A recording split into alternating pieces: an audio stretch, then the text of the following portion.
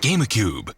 What if you wanted to get a good night's sleep, but God said, Fire Emblem Fortune's Weave Direct? Alright, this was certainly not the type of game-specific direct that I was expecting, but hey, I'm all for it. I've said this time and time again, and I'll continue saying it. Fire Emblem Fortune's Weave really interested me from day one. And I say that as a non-Fire Emblem fan. I'm not opposed to the series, I'm not a Smash Brothers adult. I just never properly sunk any time into this series like I probably should. I know that if I do sink time in, I will probably like it. I like what I played of Sacred Stones and Awakening, but I never got far in either of them. But Fortune's Weave definitely really caught my eye from the beginning, and that mainly came down to the Colosseum aspect of it. I thought just the idea of this raging war, having this Colosseum be the centerpiece of it all, was really fascinating to me, and I wanted to see how a story within the Fire Emblem universe could develop within that setting. And I really liked what I saw of the game in the last Direct, so why not? 20 minutes worth of new information about this game, as well as going over stuff we already knew. Sure, Nintendo, please convince me why I should put $70 to $80 down on the best war story to ever be told. That's not Grand Theft Auto 6. And already, frame one, we get, people screaming in pure agony, just the way I like it. Already, I am really intrigued by the atmosphere right here. The music, the cutscene quality, just the story here so far. Just, whoo, this is blockbuster stuff right here. This is the Odyssey, but good. The Dagdan Empire. A land at the peak of prosperity under the rule of the gods. The best Christian game ever made. The capital city of Daxian. Bustling markets. Oh, yeah. Teeming with trading ships. Temples to the gods. And other establishments line the crowded streets. This is also where the heroic games are held in tribute to Dagda, the Empire's first and founding king. The heroic games have begun! Like this world just feels like it's gonna be so fleshed out with so many cool things. Like, I can already tell just from the backstory that this place has so much interesting history behind it. Kai's story is probably the simplest so far, from the stories that I know about just trying to rescue his father. It's very noble, I appreciate that. Give me a real story like this guy, though. To slake his thirst for battle, Dietrich decides to compete in the heroic games. So this guy just wants to compete to flex and everything. Honestly, this is my type of guy right here. He's winning me over. Swearing to restore the honor of her goddess and defend the faith of the people and the peace of her kingdom. Theodora leads her that religious side is really fascinating to me right here. And then this girl right here, she was the one I was most interested in so far. Lita is consumed by rage, following her father's murder at the hands of an unknown. So Lita's father was murdered. Kai's is just imprisoned, okay? You know, Kai needs to stop making this story about himself. I will kill him. To bring an end to the man who murdered her father. From the little bit I'm hearing of the English voice acting, it actually sounds really freaking impressive too. I do like the little acoustic guitar in the back. Just, ooh. This soundtrack is going to be like once in a generation right here.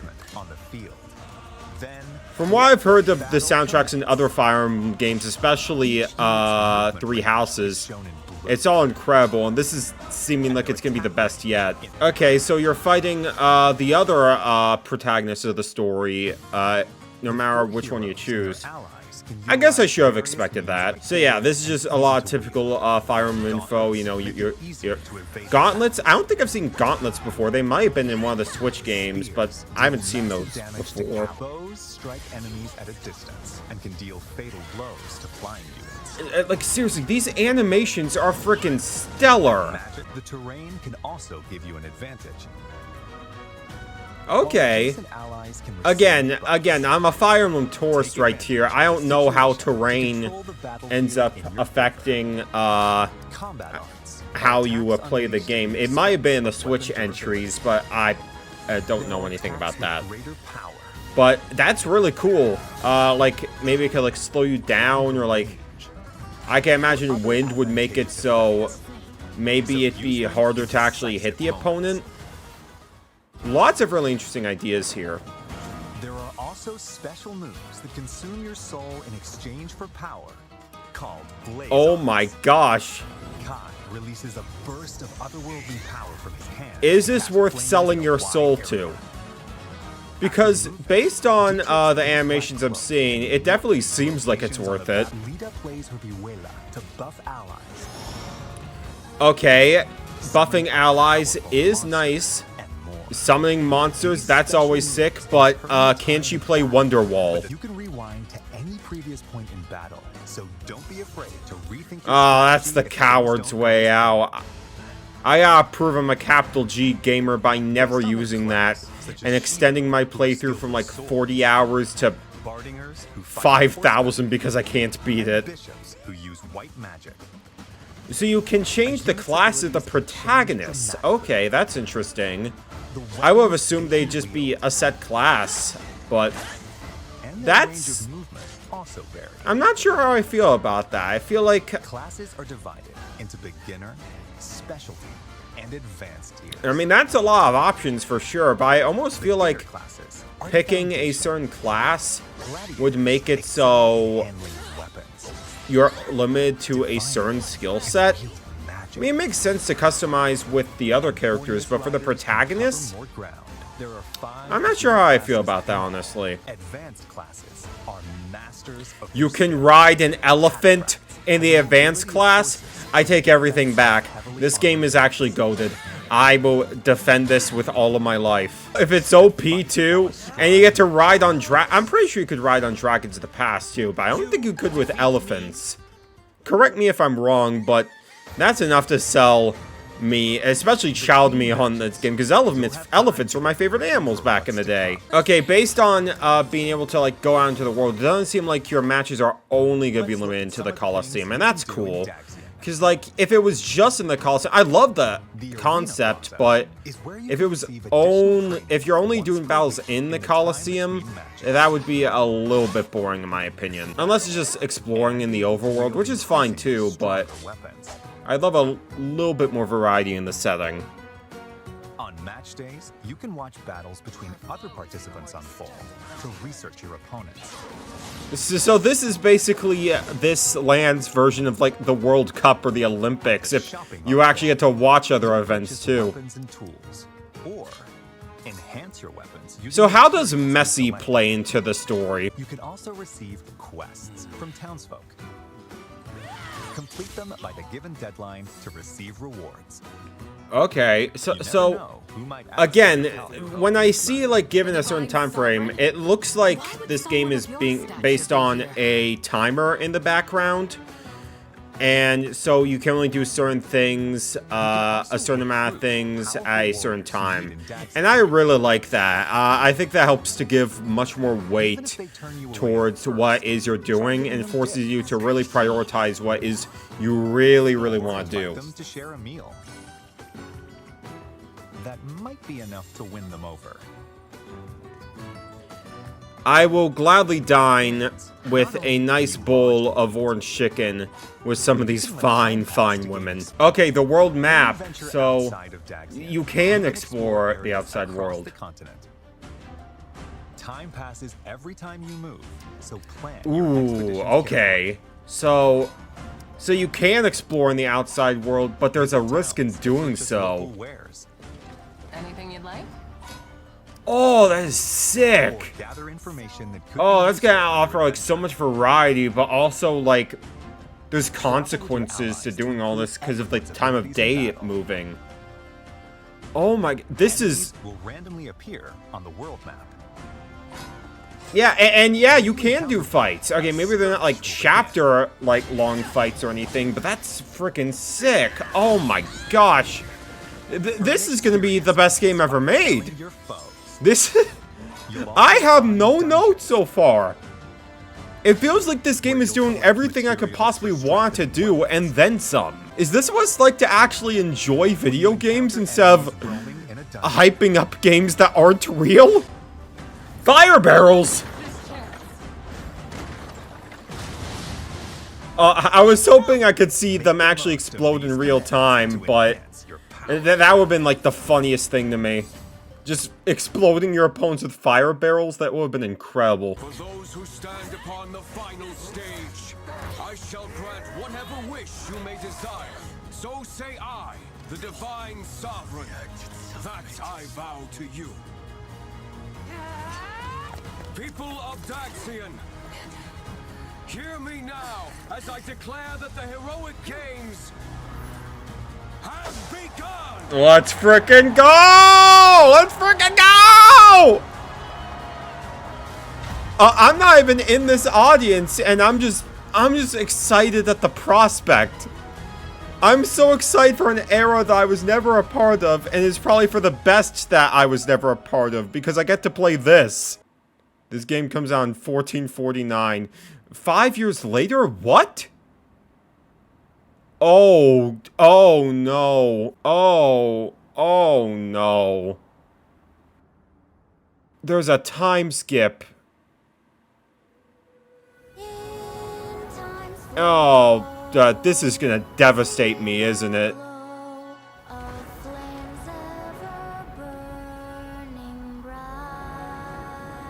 I'm not a huge fan of this singing, I will say that much. It probably sounds better in Japanese, but yeah, otherwise I've got like no, there's Sothis, I'm pretty sure that's how that's pronounced.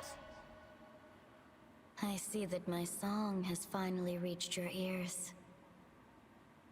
Oh, so that's her singing. Okay, that makes a bit more sense. So this is canonical to, like, what happened after, like, the first few Olympics and, like, the World Cups.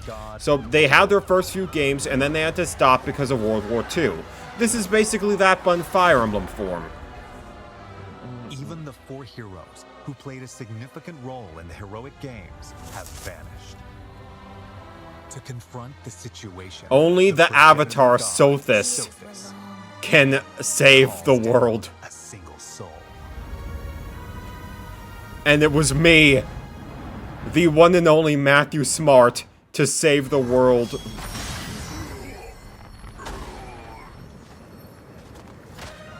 So that's why this character was on the box art. Strengthen the might of your assembled forces. Oh, so all 4 of them are gonna come together. Where your story begins. Like, the end of the world at the hands of the demon god. so this is... Whew. Which path will you walk? This is... Oh my... The rest is up to you. I don't even know what to say at this point. Fire Emblem Fortune's Weave launches September 17th. Only I'll buy on 20. Nintendo Switch 2 I will buy system. 20 right now. And there's a deluxe edition. Actually kill me. Actually kill me. There's no... 150 pages? Oh no. Oh no. You can't do this to me. There's no way, broski. I get to listen to more of the soundtrack. With certain tracks from this game, including the main theme, later today. Oh my god. Oh man. I know what I'm gonna be listening to for the next month. Which brings you daily updates from Nintendo. We'll receive a new Fire Emblem theme beginning tomorrow. Now, when are we gonna get the Close to You short, but with Fire Emblem characters? Xander Mobus! The Smash Brothers announcer? Will also be a new. Okay, I know who I'm playing first. I know who I'm playing first, actually. Thoughts about working on this game on We'll see if September I'm gonna be held to that, but... Did I just witness the second coming of Jesus Christ in real time? Because that's certainly how it felt watching this. Oh my gosh, I have been sleeping on this series for far too long. I don't even know what I'm supposed to say to that. Like, this is easily the highest quality looking game that I've seen on the Switch 2 so far. Like, you know me at this point. Kirby Air Riders was a dream come true for me. It is literally one of my favorite games of all time. And that's the reason I got a Switch 2. And I'm so happy for that. And I have been enjoying Splatoon Raiders quite a lot, too. I'm not even close to finishing it, I will say that right now. But that game has been really impressing me in a way I haven't expected. But this, for lack of a better term, feels like the most AAA that I've seen a Nintendo game be in a really long time. We finally found it. We found the game to unite the community. Again, the Colosseum setting just sells me on it so freaking well. I love all the stories that all the protagonists have. It makes you want to play each and every one of them. Being able to not only explore the town, but the entire world on a clock system that actually forces you to really think about what you want to do is such a compelling gameplay loop, because you have so many options, but the fact that you're so limited with which ones you can choose at a certain time gives so much more weight to the choices you end up making. The gameplay looks really solid, but I'm sure that's the case for any Fire Emblem game. It doesn't look too new in that regard, other than I'm sure some new weapons here and there and all the different challenges you can do. It looks like typical Fire Emblem, but crafted to be the best it could possibly be, which I have no fault with. The music is absolutely freaking gorgeous. Amazing orchestrated music that is just so powerful, so moving for any type of event, where if you listen to it out of context, I'm pretty sure you wouldn't even assume it was from a video game initially. And that's not to diss on video game music by any means, but as someone that's listened to a lot of traditional music outside the video game sphere, this is on another level. This might be the best video game soundtrack that I've ever heard in my life, but I'm willing to hold judgment on that until the game actually releases. And then, yeah, that 5-year time skip, that is just gonna emotionally devastate me. Like, that is gonna emotionally devastate me to the core. Yeah, I'm sold. I'm gonna be here day one. I might even get the deluxe edition. It depends on if I have enough money to afford it at that time, and if it's not sold out by the time I can. This is looking to be a generational title right here. I think if you're ignoring this game, you're doing yourself a genuine disservice, honestly. Now, with that said, I do have to address the elephant in the room, and not the elephant that you can ride on in the game that looks really freaking sick, and that is the price tag. $70 for this game digitally, $80 physically.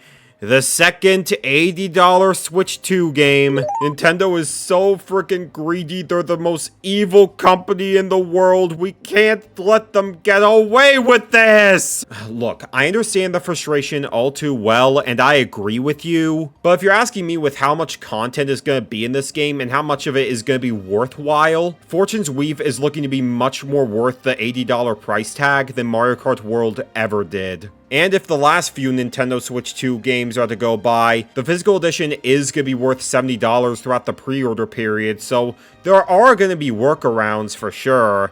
And even if you can't get it around that time, I'm sure it's going to be around that price on eBay eventually. Again, I'm not happy about the price tag at all, but at the very least, this seems like this is going to be a lot more bang for your buck in comparison to, honestly, a lot of $60 games I've seen, so I'll take what I can get. And at least the $80 you're spending is not going to be a freaking code in the box like GTA 6 is going to be. But yeah, I stand by what I said in my video about the previous Nintendo Direct. Put Lita in the next Smash Bros. Game, and I will be a happy man. I guarantee you she will be a much more hype reveal than Kylo Ren ever was. What? Fire Emblem? Kylo Ren? Anyways, I'll see you in September once this game brings world peace and cures cancer simultaneously. God bless and have a good one. Bye-bye!